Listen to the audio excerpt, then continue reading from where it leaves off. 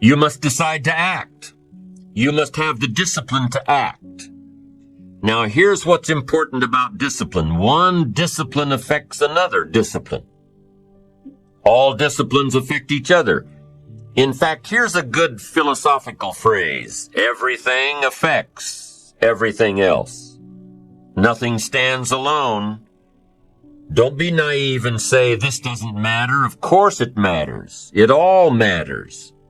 Some things may matter more than others, but everything matters.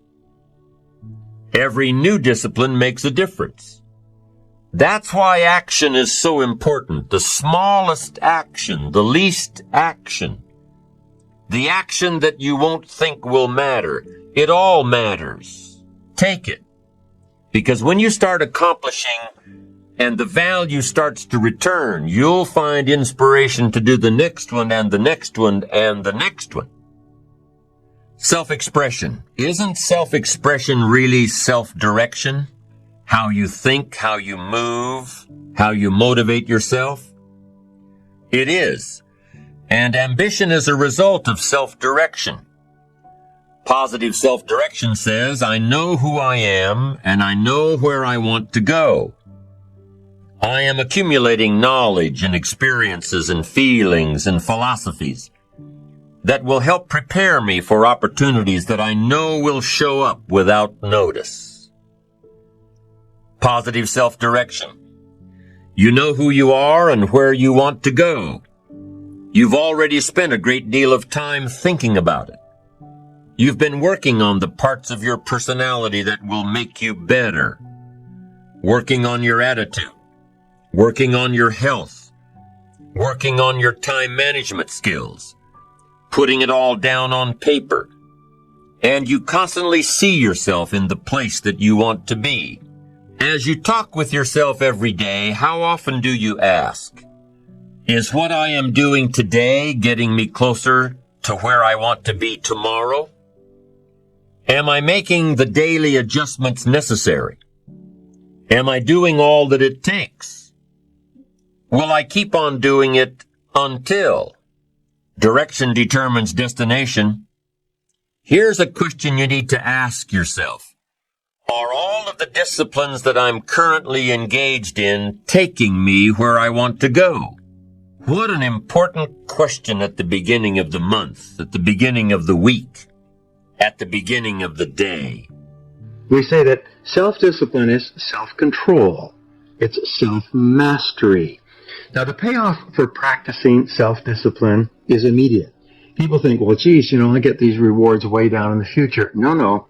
There's an immediate reward. There's a wonderful line in spiritual development that said, you are not punished for your sins, but by them. In other words, there are things that you do that are harmful to you that cause immediate detriment. But you're also rewarded for the good things that you do, and you're rewarded immediately. So what we know is when you practice self-discipline, you actually like and respect yourself more. And you know, and I know, that how you feel about yourself on a minute-to-minute basis. Do you feel that you're a good person? Do you feel that you're a likable person, a successful person? The more you like yourself and respect yourself and value yourself on a minute-to-minute basis, the better is your attitude, the better is your reaction to other people. You just feel happy inside. And wonderfully enough, when you practice self-discipline, when you exert yourself to do what you know you should do, even though there's endless temptations to do something fun and easy, when you discipline yourself to do it, your self-esteem goes up. You actually like yourself more. Your self-image improves. You actually see yourself as a better person. And of course, as you know, your self-image determines your performance. While there may be many answers to this question, the fundamental answer is the absence of discipline. Applying all that we know. That's the key word, discipline.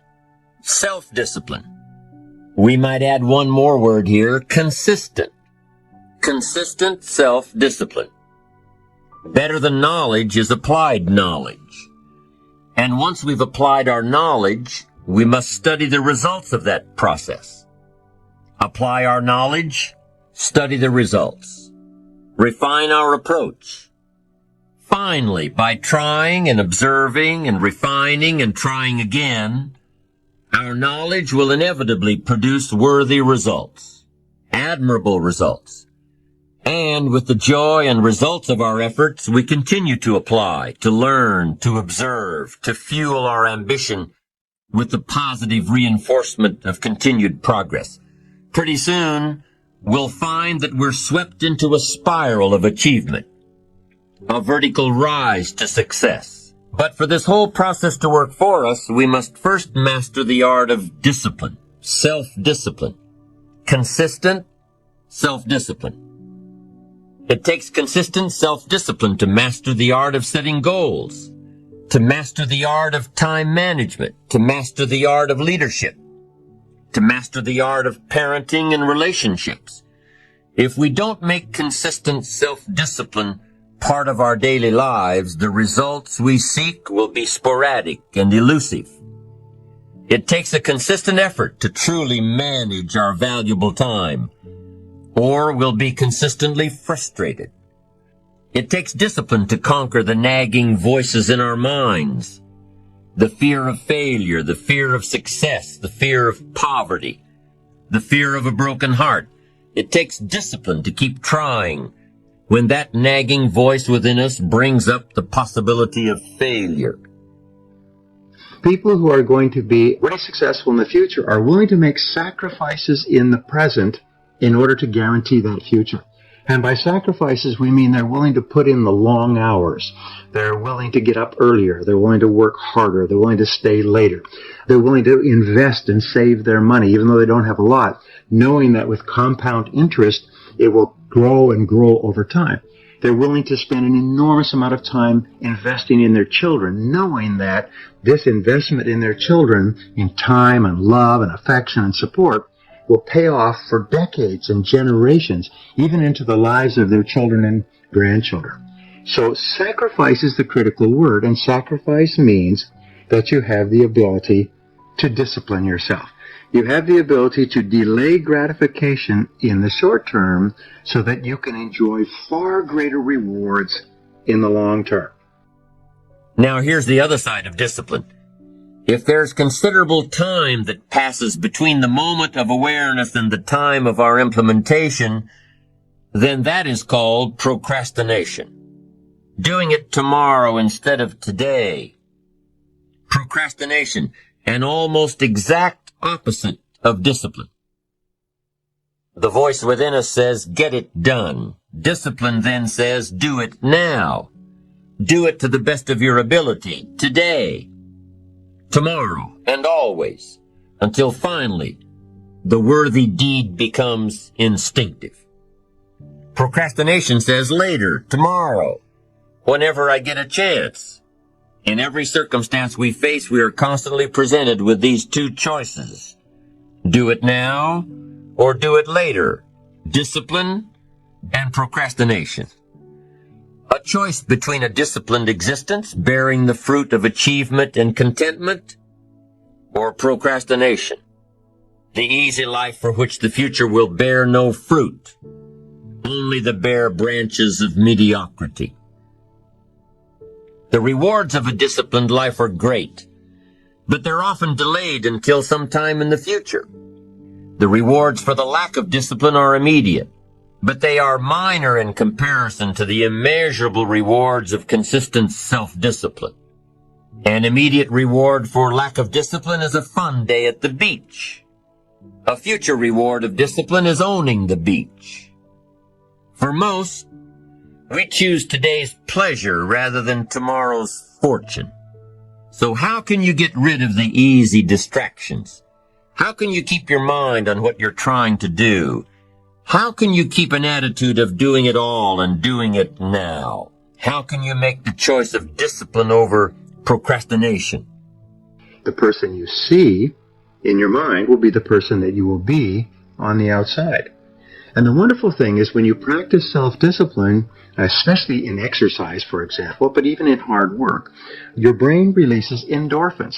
And endorphins are called nature's happy drug. And it actually makes you happy to practice self-discipline, to take control of yourself and make yourself do the right thing and complete it. You feel good about yourself in the moment. And of course, the effect that it has on your future can be tremendous. Now, fortunately, self-discipline is a habit that you can learn with practice and repetition. If you do something over and over again, you eventually develop a habit. The difference between successful people and unsuccessful people is successful people have success habits. And the most important success habit they have is the ability to make themselves do what they know they should do at this time.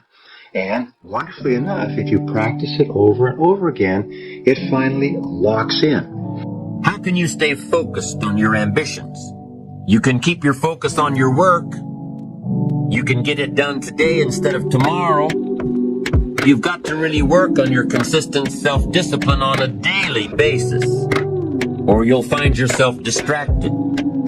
Distracted by negative thoughts, distracted by negative people, and pretty soon, depending on the type of people you've associated with, distracted by your doubts within yourself. Never underestimate the power of influence and associations. And never underestimate the power of your own consistent self-discipline.